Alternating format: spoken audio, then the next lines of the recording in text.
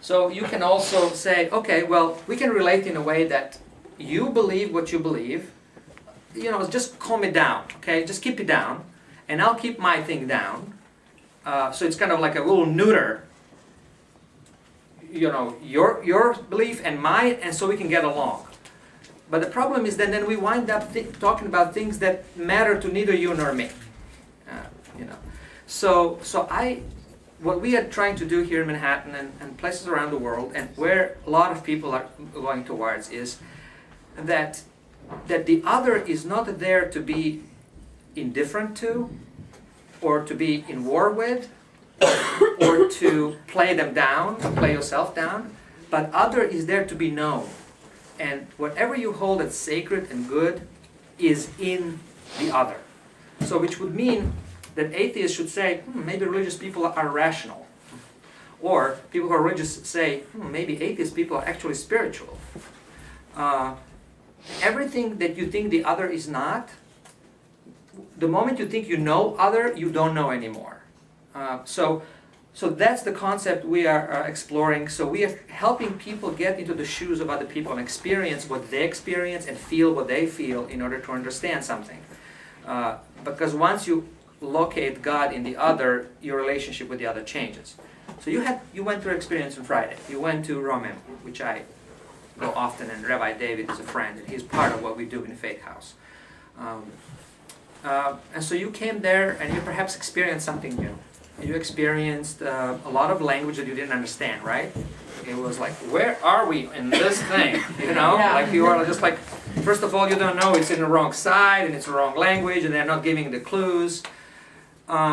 Then there are certain motions that you don't understand, like why are they doing this, and why are they turning there to the doors, and why is this? Why are they gathering now? Why is everybody silent now? Why are they standing? So you have these questions, but through that whole experience, you begin to sense something. First of all, you sense that there's a lot of it that I don't understand about other people.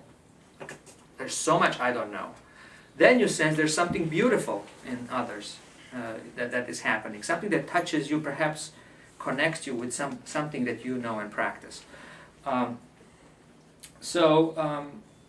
can go into a lot of different directions, but I would open it for you a little bit so you can give some feedback. It can be either questions or observations about your relationship with your tradition, or your relationship with other traditions, or maybe some kind of abstract big questions, or maybe something specific you have from your life, a person or something you want to share. Okay, what can you tell about what you experienced on Friday? What was your...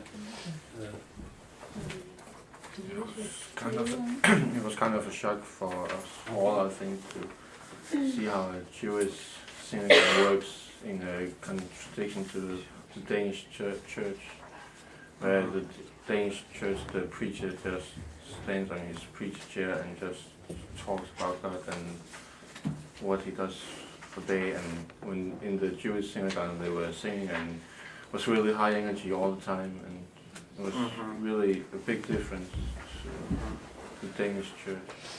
Okay, it sounds like you're saying in Danish church, and I've been in Denmark and around there. It's very very cognitive. Somebody speaks words. Yeah. It's almost like you can put a tape on. Yeah. And everybody listens, and then there's a couple singing, and they go home. Yeah, it's really But here it's very holistic. There's body involvement. There's emotions involvement. There's all five senses are working. Okay, good. There was somebody there, and then here. Yeah. Yes. Yes, we also experienced a lot of music. We are used to the music in the Danish church in a kind of way. It was kind of old song. You can say it like that. It was kind of very different in that way. Yeah.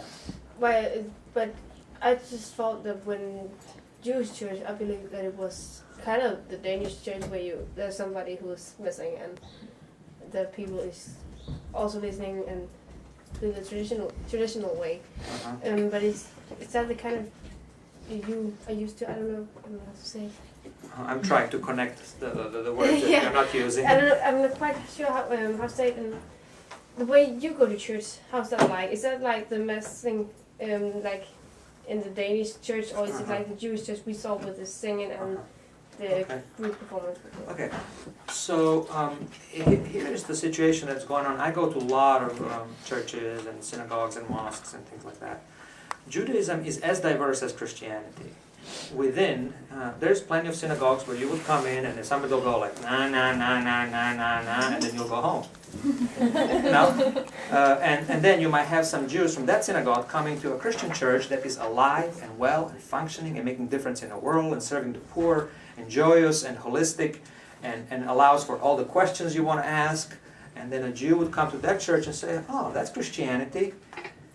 No, it's just that it's human community. And it's in both of these traditions, there's plenty of diversity. It is just maybe harder to find.